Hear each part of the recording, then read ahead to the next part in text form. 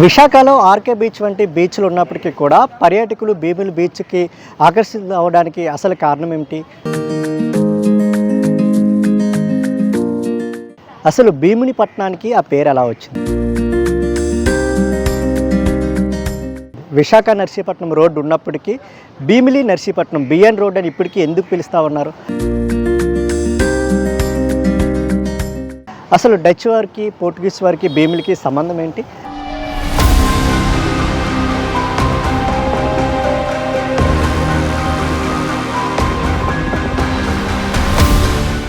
అసలు భీమిలి మున్సిపాలిటీకి ప్రాచీన చరిత్రకి అసలు సంబంధం ఏమిటి? ఈ విషయాలన్నీ తెలుసుకునే ప్రయత్నం చేద్దాం. దీనిపై ట్రూత్ డిజిటల్ మీకు ప్రత్యేక డాక్యుమెంటరీ అందిస్తుంది.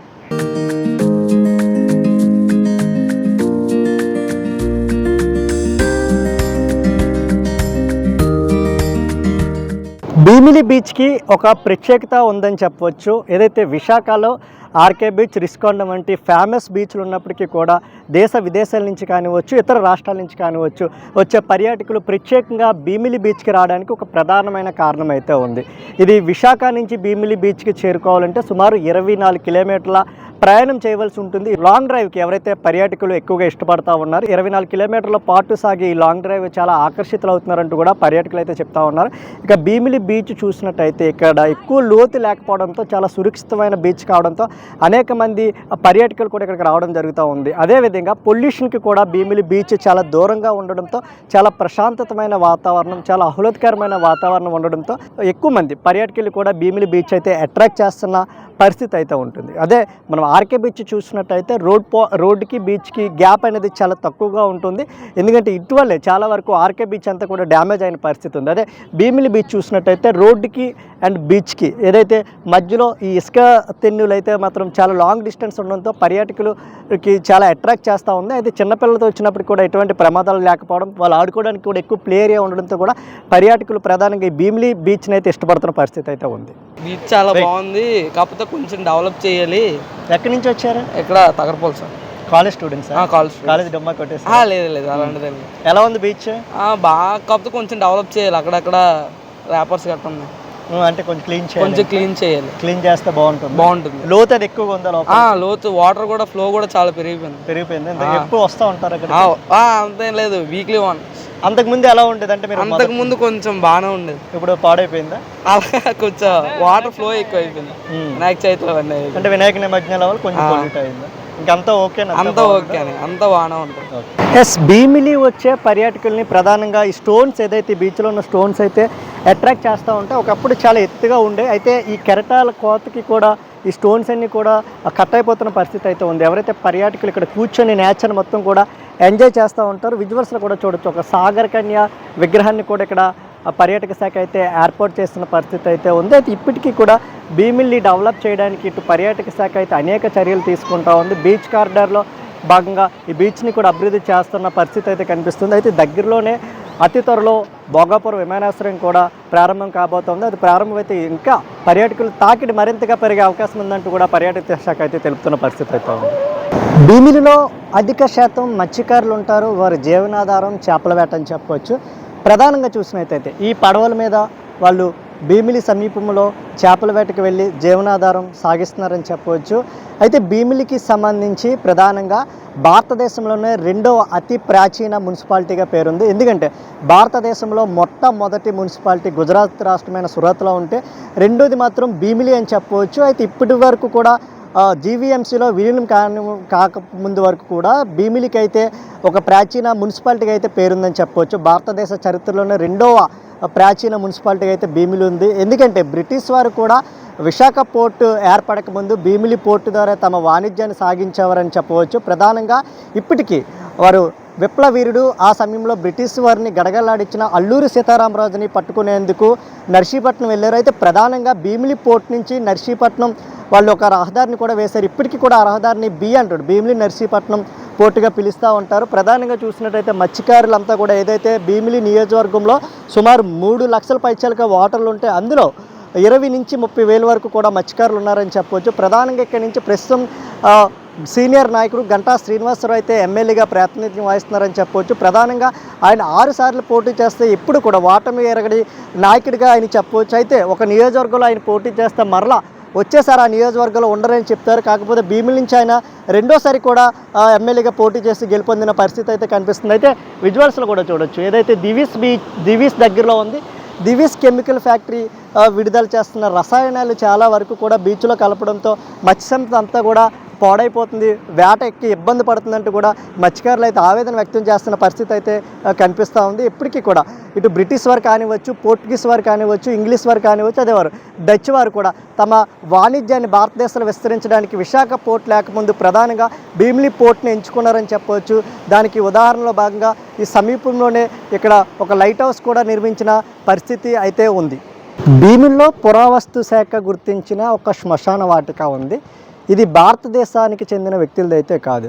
ప్రధానంగా ఇక్కడ చూసినట్టయితే డచ్ వాళ్ళు, పోర్చుగీస్ వాళ్ళు, బ్రిటిష్ వాళ్ళు, ఇతర ఇంగ్లీష్ వాళ్ళు అంటే ఇతర దేశాలకి చెందిన వారు మృతి చెందిన ఆ సమయంలో 1700, 1800 శతాబ్దాల సమయంలో మృతి చెందిన వారిని ఇక్కడే ఖననం చేసేవారు. అయితే ఇది ఒకసారి చూడొచ్చు.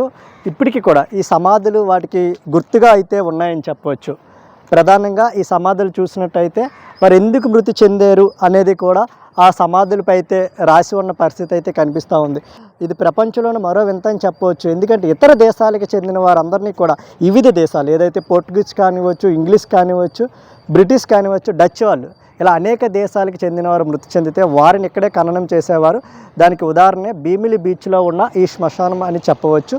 ప్రధానంగా ఇక్కడ చాలా వరకు వారి సమాధులపై వారు ఎప్పుడు మృతి చెందారో కూడా రాసి ఉన్న పరిస్థితి అయితే కనిపిస్తూ ఉంది.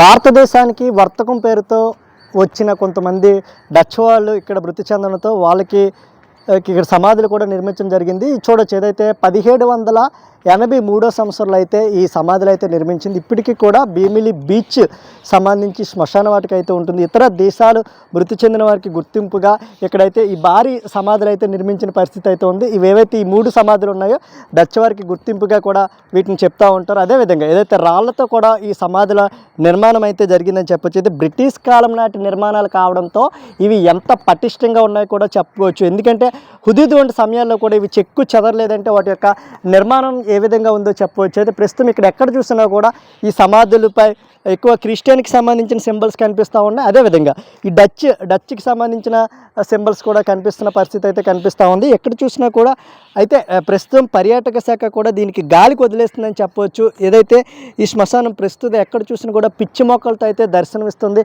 ఏదైతే డచ్ వారికి చెందిన ఈ సమాధులు మెయింటెనెన్స్ లేకపోవడంతో పర్యాటక శాఖ పట్టించుకోకపోవడంతో కూడా ఇది మొత్తం కూడా ఒక పిచ్చి మొక్కలు అయితే వెలిసిన పరిస్థితి అయితే కనిపిస్తుంది. అతి పురాతన సంపదని కాపాడుకోవాల్సిన పురావస్తు శాఖ అధికారులు కూడా దీనికి గాలికి వదిలేశారంటూ కూడా పర్యాటకులు అయితే విమర్శిస్తున్న పరిస్థితి అయితే కనిపిస్తూ ఉంది.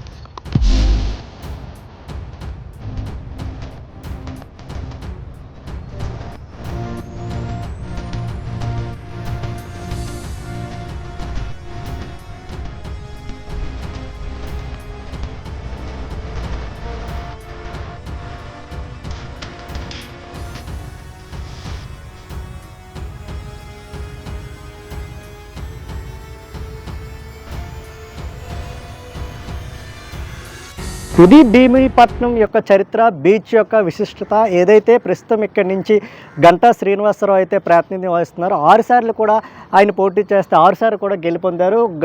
ఓటమి ఎరగని నేతగా అయితే ఆయనకి మంచి గుర్తింపు ఉందని చెప్పొచ్చు. అయితే ప్రధానంగా ఆంధ్రప్రదేశ్ రాష్ట్రంలోనే 2వ మెజార్టీ కలిగిన నియోజకవర్గంగా దీన్ని చెప్పవచ్చు. ఏదైతే ఇక్కడ చూసినట్టయితే 3,50,000 మంది ఓటర్లతో అత్యధిక ఓటర్లు కలిగిన నియోజకవర్గంగా కూడా అయితే భీమిలికి పేరుందని చెప్పవచ్చు. ప్రధానంగా ఇక్కడ చూసినట్టయితే గురు శిష్యులు ఇద్దరు కూడా ఎక్కడి నుంచి పోటీ చేశారు. ఇద్దరు కూడా ఎంపీలుగా పోటీ చేశారు, మంత్రిగా కూడా చేశారని చెప్పవచ్చు. ఎవరైతే అవంతి శ్రీనివాస్ కానివ్వచ్చు, అదేవిధంగా గంటా శ్రీనివాసరావు కానివ్వచ్చు, ఇద్దరు కూడా ఇక్కడి నుంచే పోటీ చేశారు. అయితే 2024లో గంటా శ్రీనివాసరావు చేతులు అవంతి శ్రీనివాస్ ఓడిపోయిన పరిస్థితి అయితే కనిపిస్తూ ఉంది. అయితే భీమిలికి సంబంధించి పర్యాటక శాఖ అయితే చాలా వరకు కూడా అభివృద్ధి చేస్తూ ఉంది. పర్యాటకుల్ని ఆకట్టుకోవడానికి అయితే బీచ్ ప్రాంతంలో అయితే ఇటువంటి ఐ లవ్ భీమిలి వంటి స్తూపాలని, స్మారక సింహాలని కూడా ఏర్పాటు చేశారని చెప్పవచ్చు. ఎక్కడైతే గాంధీజీకి సంబంధించిన విగ్రహాలు కూడా ఇక్కడైతే దర్శనమిస్తున్న పరిస్థితి అయితే ఉంది. అయితే అతి పురాతన మున్సిపాలిటీగా అయితే భీమిలి మున్సిపాలిటీకి పేరుంది. భారతదేశంలోనే రెండవ ప్రాచీన మున్సిపాలిటీగా ఉండేది. అయితే జీవీఎంసీలో గ్రేటర్ విశాఖ మున్సిపల్ కార్పొరేషన్లో విలీనం చేసిన తర్వాత